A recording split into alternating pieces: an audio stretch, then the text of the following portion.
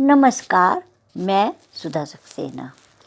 हमारी भारतीय संस्कृति में आदिदेव शिव का एक महत्वपूर्ण स्थान है। सृष्टि की उत्पत्ति, स्थिति एवं संहार के अधिपति शिव हैं। ब्रह्मा, विष्णु, महेश तीनों में शिव जो हैं वह संपूर्ण सृष्टि के रचयिता कहे गए हैं। और सही भी है कि सृष्टि में जो चेतना तत्व है, जो ऊर्जा और एनर्जी हम कहते हैं, उसके बिना सृष्टि संभव नहीं थी। आइए आज हम सब उसी पर कुछ चर्चा करते हैं। चेतना, ऊर्जा या एनर्जी शिव तभी कहलाती है जब वह कल्याणकारी होती है। तो आइए आगे हम सब बढ़ते हैं और शिव की इस विज्ञान और आध्यात्म के योग पर कुछ विचार करते हैं। कुछ आपके पारिवारिक हैं और कुछ मानसिक हैं। और मानसिक शक्ति को बढ़ाने के लिए आपके नवरात्र, महाशिवरात्रि और दिवाली पर जितने भी दीपावली के पर्व हैं, वो सभी आपकी मानसिक शक्तियों को बढ़ाते हैं। थोड़ा सा इसी पे समझिएगा कि देखिए, जैसा कि आप सब जानते हैं कि ईश्वर ने हमको शक्ति दी है। आप उसे एनर्जी कहते हैं, आप उसे ऊर्जा कहते हैं। वो केवल एनर्जी और ऊर्जा है। वो शिव तब होता है जब वो कल्याणकारी होता है, जब आप उसमें समाज का, परिवार का, अपना विकास करते हैं। और हमारे जो ऋषि मुनि हैं, उन्होंने उसी शक्ति को जब आध्यात्मिक बनाया। समझिएगा, दो प्रकार की चीजें होती हैं कि एक होता है धार्मिक और एक है राजनीतिक, एक होता है आध्यात्मिक। जब हम किसी भी कार्य को अध्यात्म से जोड़ते हैं, चिंतन को अध्यात्म से जोड़ते हैं, तभी वो शिव होता है। और अब आइए कि देखिए, महाशिवरात्रि क्यों उसका महत्व है और क्यों हमें उस दिन ध्यान करना चाहिए, या जो हमने जाप करा वो क्यों करा, उसे समझिएगा। देखिए, हमारे उसमें जब बच्चा होता है, एनर्जी कहते हैं ना कि शक्ति से, चेतना से वो बच्चे में चेतना आई। सबसे पहले तो उसका खान पान है कि हम बच्चे का विकास करते हैं, क्योंकि शारीरिक विकास सबसे पहले है। जैसे जैसे शारीरिक विकास होता है तो हम उसको व्यावहारिक और सामाजिक चिंतन भी देते हैं। तो अब समझिएगा कि विचार क्या है, वो गति है। अगर हम बच्चों को बचपन से ही विचार नहीं देंगे तो उनका मानसिक विकास नहीं होगा। विचार गति है। हमने विचार तो दे दिए, लेकिन अगर उसमें भाव नहीं है तो वो विचार बेकार है। भाव का मतलब ये है कि हम उस बच्चे को बताते हैं कि ये माता है, ये पिता है, ये मित्र है, हमें ऐसे रहना है, ऐसे खाना है, इस प्रकार से हमें अपनी दिनचर्या करनी है। तो ये क्या है? भाव है। विचार गति है तो भाव उत्पत्ति है।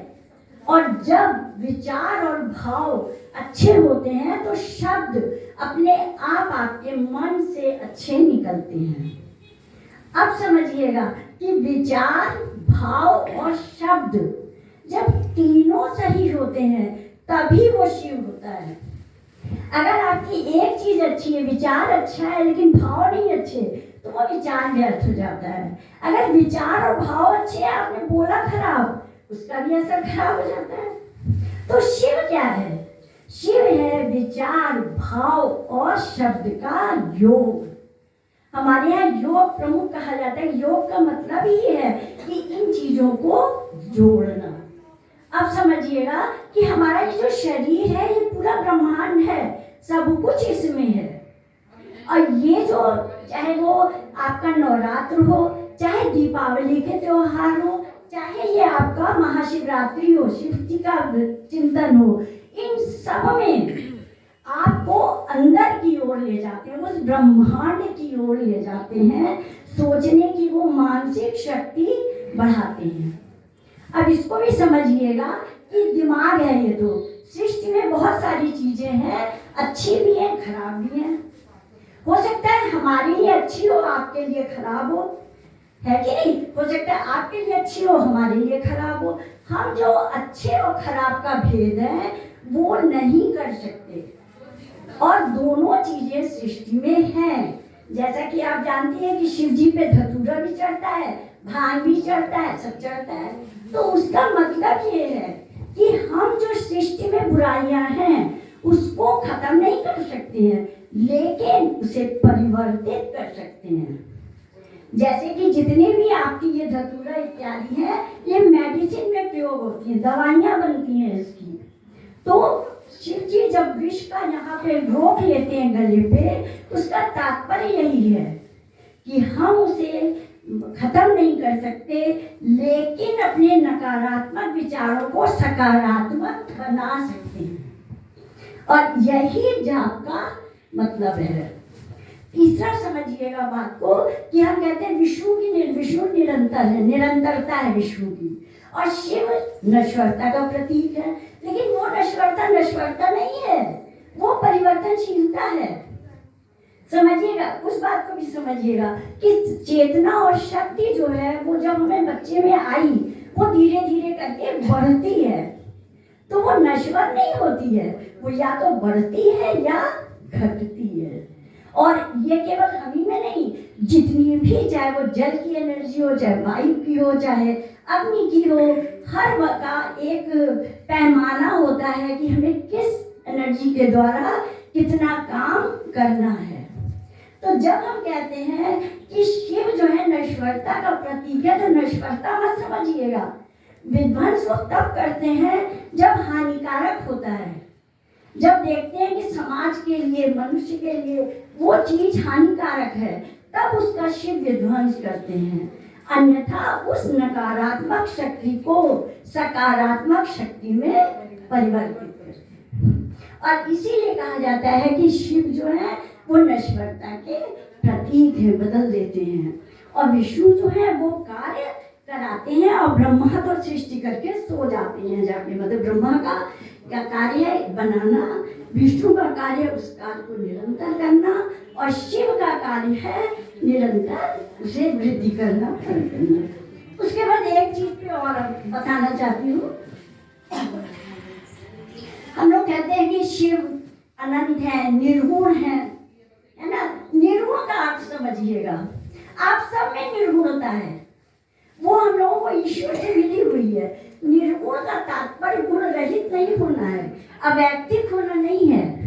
निर्गुण का तात्पर्य है कि वो चीज जो आप कर रही हैं लेकिन आपको पता नहीं है, उसके परिणाम दूरगामी हैं।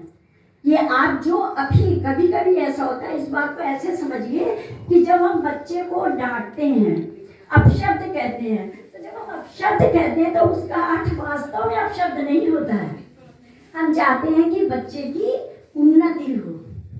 अब आप समझिएगा कि आप कह कुछ नहीं है, भाव आपके मन में कुछ है, माने कि आप दूरगामी कार्य को सुधारने के लिए आज आप प्रयत्न कर रही हैं, और वो प्रयत्न कैसा है ये आपकी भावना पर निर्भर है, और यही निर्गुण तत्व है।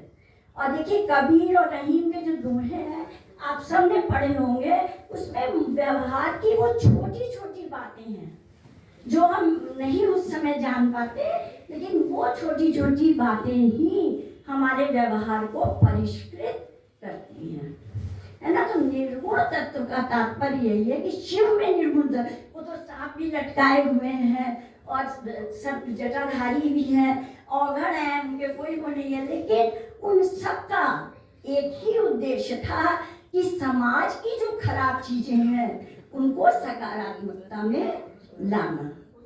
जैसा कि आप सब जानते हैं कि कथा भी सबने पढ़ी होगी कि दक्ष की पुत्री जब सती जो है सती हो गई, उसके बाद 108 जन्म लेने के बाद वो पार्वती के रूप में,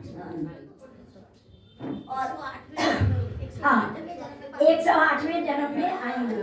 एक बात मैं ये बताना चाह रही थी कि कोई भी काम एक दिन में नहीं होता। हम सोचे आज दुनिया बदल जाए, नहीं बदलेगी, धीरे धीरे करके वो होगा। और शंकर कोई एक नहीं है, जो भी सृष्टि के लिए अच्छे कार्य करता है वो सब शंकर है, वो सब शंकर हैं। और वो जो दक्ष के दामाद से लेकर के और शंकर पार्वती तक के वो इसलिए प्रसिद्ध है कि उन्होंने गंगा लाए वहां से। जब पहाड़ों पे देखा कि इतनी बर्फ है और जो दक्ष के राजा हैं वो जो सोमरस बनाते हैं और जितना अपशिष्ट है वो जल में डाल देते हैं और जो गरीब तबके के लोग हैं पीते हैं और मर जाते हैं। तो उन्हें लगा इतना जल है हमारे यहाँ और नीचे जो है पानी नहीं है, तो जिन्होंने प्रयत्न किया वो शंकर कहलाए। और सोचिए वहां से गंगोत्री से लेकर के और कलकत्ता तक हरा भरा और शहर बस गए, है कि नहीं। और देखिए शंकर के विवाह में इसीलिए जो हर तरह का व्यक्ति है वो हमें ये बताता है, वो उनका विवाह, कि समाज में कोई ऊंचा नीचा नहीं है, हमें हर एक की जरूरत है, चाहे किसी भी तबके का व्यक्ति हो, कोई भी कार्य हो। विष्णु के 1000 काम है, वो हजारों काम हमारे लिए आवश्यक है। एक दिन शिव पर ना आए तो हमारी हालत खराब हो जाती है, हम लोग जो है परेशान हो जाते हैं। तो शंकर की बारात जो है वो आपको ये बताती है। तो इस तरह से अगर आप देखिए तो जो शिव का चिंतन है वो हमारी इस मानसिकता को सुदृढ़ करता है। हमें अपने अंदर की बातें जो हम नहीं समझ पा रहे कि समाज के लिए क्या जरूरी है, उन बातों के लिए है। और एक बात और ध्यान रखिएगा कि ये जो हम लोगों ने जाप करा, ये एक तरह का आपका मानसिक व्यायाम था। आपने महसूस करा होगा, जिन्होंने आकर के 15 मिनट, 1 घंटा, 2 घंटा करा, हल्का महसूस करा होगा उन्होंने, और बहुत सारी चीजें उनको अलग सी लगी होंगी। तो ये जो चिंतन है ये अवचेतन मन में आपके बैठ जाता है।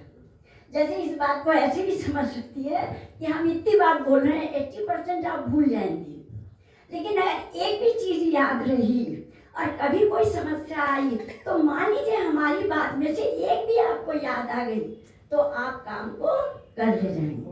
और आप ध्यान दे दीजिए कि अपनी मदर फादर की ऐसी बहुत सी बातें हैं जो समय पड़ने पर हमें याद आ जाती हैं कि मम्मी ने ऐसा कहा था, आज हमें ऐसा करना है। यही चीज इसी अवचेतन मन को ये जो जाप है, चाहे वो महाशिवरात्रि का हो, चाहे दिवाली का हो, चाहे नवरात्रि का चिंतन हो, आपके इसी अवचेतन मन को मजबूत करता है। और ज्ञान जो है वो तो अनुभव है, और सबके अनुभव अलग अलग हैं, किसी को कुछ होता है, किसी को कुछ होता है।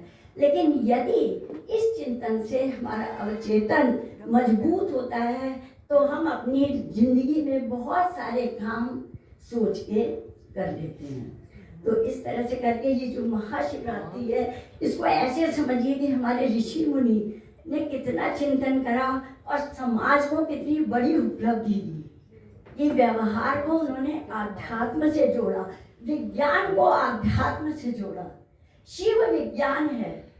जैसा कि आप सब जानते हैं कि रावण के 10 सिर नहीं थे, विज्ञान था वो कि वो सिर काटता था और फिर अपना प्लास्टिक सर्जरी कर लेता था, तो वो विज्ञान था और शिव उसके गुरु थे। लेकिन हमारे ऋषि मुनियों ने कहा विज्ञान तभी सार्थक है जब वो आध्यात्मिक हो। अगर केवल सिर काटना और जोड़ना है तो एक राक्षस का सिर काटे खराब व्यक्ति का और उसका भी दूसरे में जोड़ दें, नहीं, वो नहीं है। हमें अच्छे काम करने हैं, जो हमारे आत्मा के गुण हैं, प्रेम, सद्भाव, सदाचार, उन गुणों का विकास करना है। और वही जो है विज्ञान से आध्यात्म को जोड़ता है। तो आज इतना ही, यहीं पे वाणी को विराम देते हैं। आप सबके बहुत बहुत नमस्कार। जय श्री राम जी, जय श्री राम। और कुछ तो बात बोलेंगे।